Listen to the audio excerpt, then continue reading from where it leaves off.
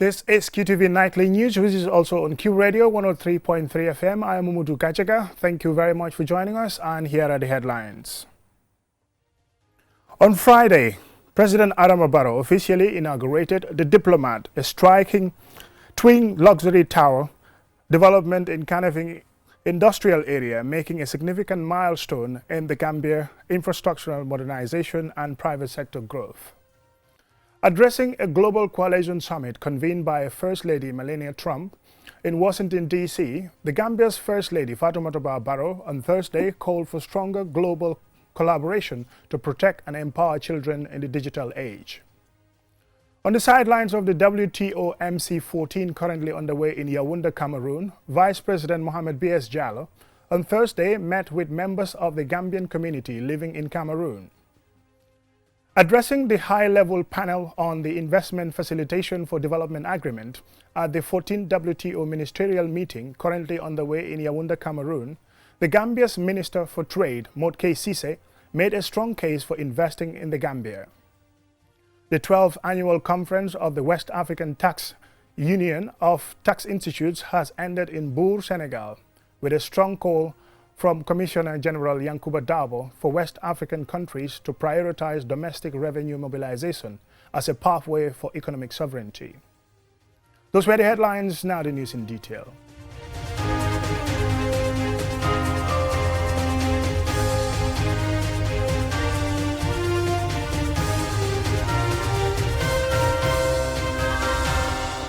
Welcome and thank you for joining us. This is QTV News. On Friday, President Adama Barrow officially inaugurated The Diplomat, a striking twin-tower luxury development in the Kanifing industrial area, marking a significant milestone in the Gambia's infrastructure modernization and private sector growth. Man Nabukal has the rest of the story. The ceremony, attended by government officials, members of the diplomatic corps, and private sector leaders, celebrates the completion of one of the most ambitious high-rise projects in Gambian history. Developed by Swami India International Limited in collaboration with ACE Communications Executive, The Diplomat is a mixed-use complex designed to redefine the skyline of the Kanifing municipality. The project consists of two distinct structures, a 7-story commercial tower dedicated to premium office and retail space, and a 10-story residential tower featuring 92 luxury apartments. Located strategically near the Independence Stadium and within close proximity to major embassies and the Senegambia tourist hub, the towers represent a shift toward high-density modern urban living and serves as a structural affirmation of the country's economic stability and its growing appeal as a hub for regional business. Kimji Pindoria, Managing Director of Swami India International Limited, shared that this landmark project was only possible due to the stable and enabling environment that was created by the Gambian government. Your leadership, commitment to the infrastructure, and openness to the partnership have given investors like us the confidence to undertake projects in this latitude. We do not take this for granted. The progress we celebrate today is a direct reflection of your vision. I am proud to share that shops are 100% occupied. Commercial tower has only ground floor remaining now. Only 30 residential apartments remain now. For this success reflects strong belief in the Gambia in future.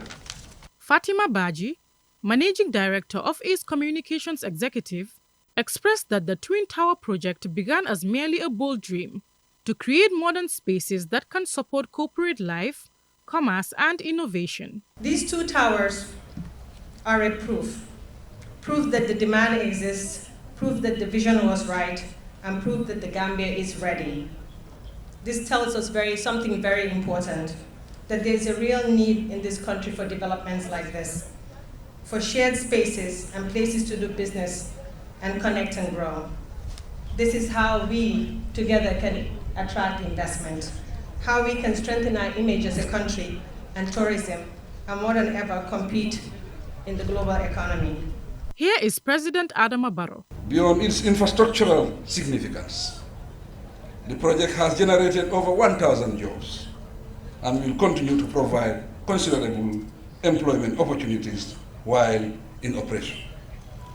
We must welcome such huge investments that focus on not only beautiful buildings, but also generating and sustaining livelihood opportunities. Moving forward, there are plans to construct a medical facility and a water treatment plant to further enhance the Twin Towers experience for residents. The landmark building is set to mark a new era of possibilities for the nation's economy and its people, and even before its inauguration, was proving to be a popular attraction due to its eye-catching design. Mamna Buka, reporting for QTV News. Addressing a global coalition summit convened by First Lady Melania Trump in Washington, D.C., the Gambia's First Lady Fatoumata Barrow on Thursday called for stronger global collaboration to protect and empower children in the digital age. Alusise reports. The First Lady made these remarks at the Global Summit on Fostering the Future Together, Advancing the Well-being of Children in the Digital Age, held at the White House in Washington, D.C. The summit brought together world leaders from over 40 countries, including First Ladies and global technology partners. She highlighted that while technology presents opportunities to expand access to education, it also brings serious risks, including cyberbullying, exploitation, and misinformation. It is a pleasure to join you in this inaugural Global Coalition meeting. I extend my sincere appreciation to Her Excellency, Madam Melania Trump, the First Lady of the United States of America, for her leadership in conveying this important dialogue. Today, we address an issue that will define our future, the well-being of our children in a rapidly evolving digital world. Technology is transforming how children learn and connect. For countries like the Gambia, this presents both opportunity and responsibilities. Opportunity to expand access to education and responsibility to ensure digital spaces are safe, inclusive, and empowering. She reaffirmed the Gambia's commitment to strengthening child protection frameworks and promoting safe digital spaces for children. She also emphasized the importance of digital literacy, noting ongoing efforts to integrate technology into classrooms and empower young people, especially girls, through STEM education. The First Lady concluded by stressing that no country can tackle these challenges alone, calling for sustained global partnership to ensure children everywhere can thrive in an increasing digital world. Reporting for QTV News, I am Aliou Cisse. On the sidelines of the WTO MC14, currently underway in Yaoundé, Cameroon, Vice President Mohamed B.S. Diallo on Thursday met with members of the Gambian community living in Cameroon. During the meeting, community members raised several pressing concerns, notably the facilitation of easier access to national documents and the repatriation of Gambians stranded in the country. Ansumane Sonyasi reports. The meeting provided a platform for open dialogue as they expressed appreciation for the opportunity to engage directly with government representatives. Several community members, including Lamin Jaite and Bouba Keita, raised pressing concerns affecting Gambians residing in Cameroon. They called for urgent government intervention to improve access to essential national documentation, particularly identity cards and passports. Furthermore, they also appealed for assistance in facilitating the repatriation of Gambian nationals stranded in Cameroon, noting that many of those affected are women who had relocated to the country with spouses who have since passed away. Other speakers also urged the government to consider appointing a consular representative, citing recurring challenges with law enforcement authorities, especially in cases involving expired national documents. We are very happy. We are very happy to meet the Vice President. Yes, and tell him what is our problem here in Yaoundé. Our first problem is the document. When the document is spare, we have nobody to help us. And the secondly is the family who want to go back and they have no chance. That is our problem. We are very happy to receive our Vice President to this country in Cameroon. And second, we are the community who are here wanted to go to return to the Gambia, but they don't have means. And then we are demanding the government if they can do something on behalf of Gambian citizens and Gambian government. In response, Vice President Diallo assured attendees that their concerns would be formally communicated to the relevant authorities for prompt consideration. He also encouraged members to uphold a strong sense of solidarity and mutual support within the Gambian community. We also sympathize with the families. We'll still discuss with authorities, with both immigration and the Minister of Gender, and to see how we can support them. But at the same time, we'll extend it to His Excellency the President to see what we can do, and other philanthropies. Speaking earlier, Trade Minister Morke Sise and Professor Mohamedou Ka, Gambia's permanent representative to the UN, underscored the importance of community cohesion and reaffirmed the government's commitment to addressing the issues raised. Because there is no councillor in Cameroon. We have a volunteer or an elder person.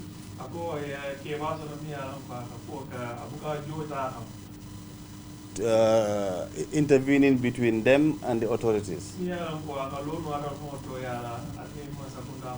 on voluntary basis. So the absence of a consular service is key from the discussion that I've had. Wherever he or our president travels to, always they will make the time to meet and listen to our citizens. And equally, for you to make the time on a very, very short notice to come to meet with His Excellency is also commendable, and we appreciate. And this picture, seeing all of you, makes our hearts very, very happy, because Gambia is one family.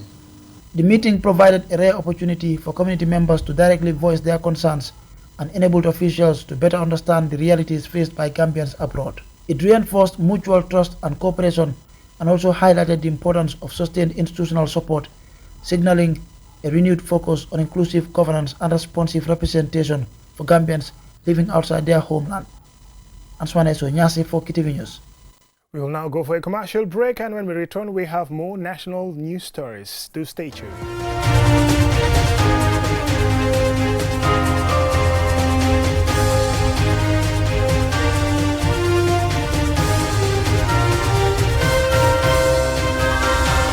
Welcome back, and this is QTV News, and I am Mamudu Gajaga.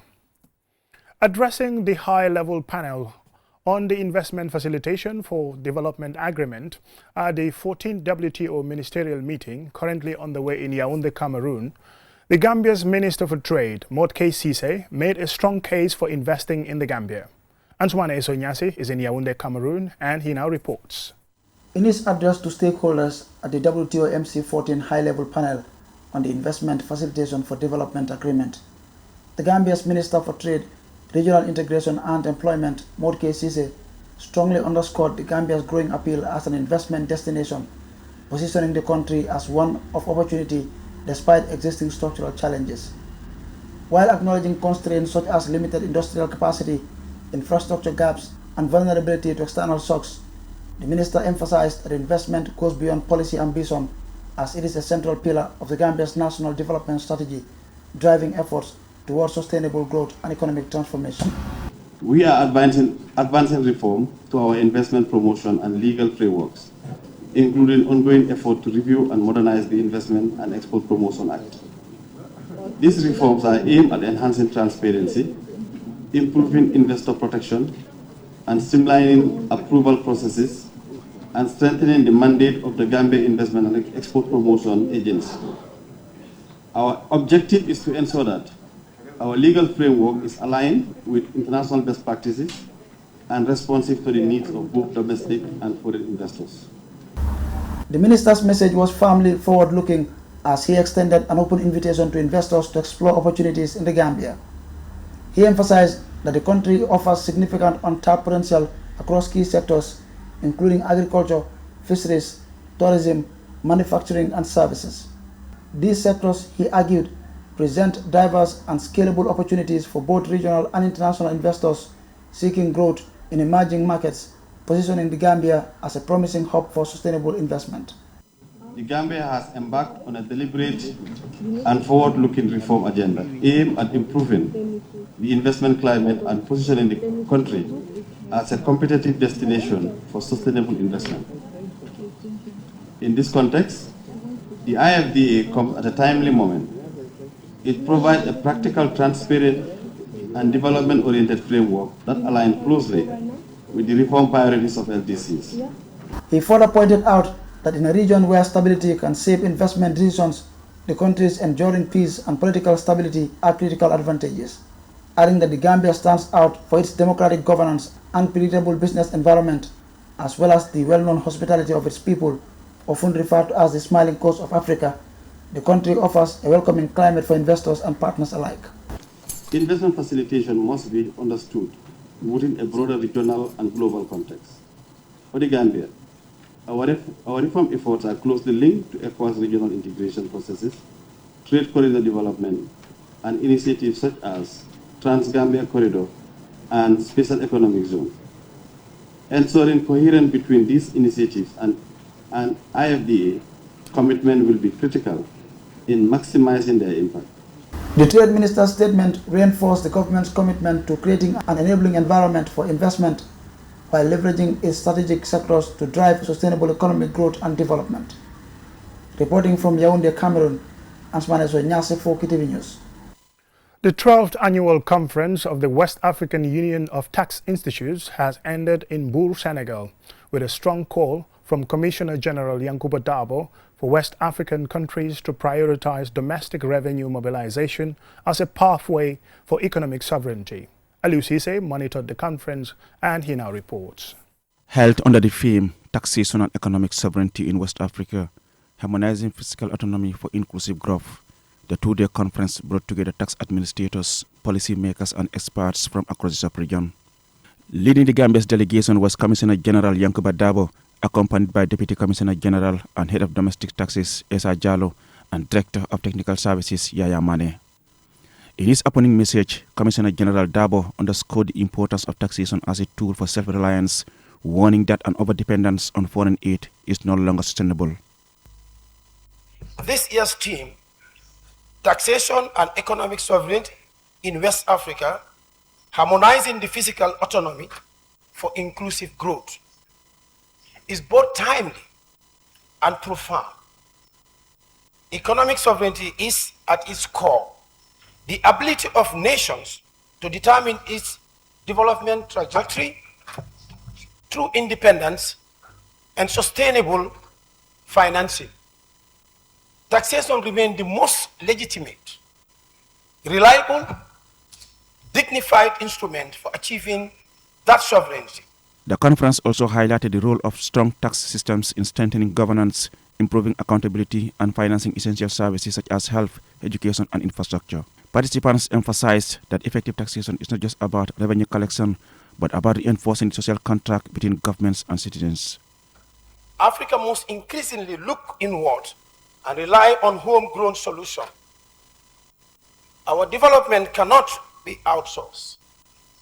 It must be financed primarily through the strengthening of our institutions, our own economics, and our own fiscal systems. This is where domestic revenue mobilizations become central to our continent. After 2 days of panel discussions and knowledge exchange, the conference concluded with renewed commitment to collaboration and policy harmonization across the region. In his closing remarks, Mr. Dabo praised the organizers and stressed the importance of building on the knowledge gain. So we all have to look inwards, and that the best way to do it is to have country experience. What we have here today, we have so many presenters. WAUTI was able to, through the organizing committee, to put a group together for panel discussion, exchange of ideas. All of us, one way or the other, we've all picked something, and we are all going home with something. When we go back to our respective countries, what is expected of us to see what is the way forward, so that we can add value to our institutions, our governments, and then we can move forward positively for the development of our country. He called for greater inclusion of retired tax experts, noting their continued relevance in shaping the region's fiscal future. The conference ended with a collective resolve among participants to strengthen tax systems, enhance compliance, and promote sustainable economic growth driven by internal resources. Reporting for QTV News, I am Aliou Cisse. The Gambia Chamber of Commerce and Industry GCCI on Thursday unveiled the 19th edition of the Trade Fair Gambia International, set to run from April the 25th to May the 24th, 2026 rather, I beg your pardon. This flagship event aims to promote and strengthen local, regional and international business opportunities. More in this report. The launch unveiled the new Trade Fair GCCI app, a digital platform that allows participants to register stalls and make payments seamlessly for the Trade Fair Gambia International 2026. This annual event serves as a premier hub for networking, innovation and business growth, attracting SMEs and international participants from the ECOWAS region, Europe and Asia. Teresa S. Jara is the Director of Operations Membership. Today marks the beginning of another important chapter in our journey to strengthen trade, support enterprise development, and create meaningful opportunities for businesses in the Gambia. The trade fair has evolved over the years into a powerful platform that brings together entrepreneurs, innovators, and investors. With the introduction of the new digital stall allocation system ahead of the trade fair, businesses can now participate seamlessly through the GCCI app. David Jeng, chairperson of the Member Value Proposition Board Subcommittee, highlighted how this innovation will simplify the process and enhance opportunities for businesses to engage in the event. This innovation approach allows vendors and exhibitors to register seamlessly, select their preferred stall in real time, make secure payments directly through the platform. This is a major milestone for the Chamber as we embrace digital transformation to ensure that we serve our members. It ensures fairness, eliminates bottlenecks, and gives participants equal opportunities to secure their place. The trade fair showcased a diverse range of businesses, including those dealing in digital and electronic devices, clothing, jewelry, handmade crafts, and food products. Ma Gomez, a representative from the Food Safety and Quality Authority, provided guidance to food vendors on health and safety standards. So we know that food is very, very important. Those of you who are selling ready-to-eat food and prepackaged food meant for consumption or meant to be preserved and consumed at a later date.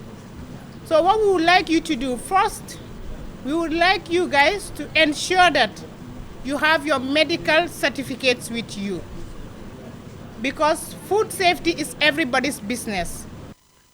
The 19th Trade Fair Gambia International promises to be a dynamic platform combining innovation, digital convenience, and diverse business opportunities as GCCI continues to strengthen local, regional, and international trade while fostering growth for SMEs and entrepreneurs alike. Mumudu Gajaga, QTV News. That's all we have time for in this edition of the news. Thank you very much for watching. Join us tomorrow for more news. Bye.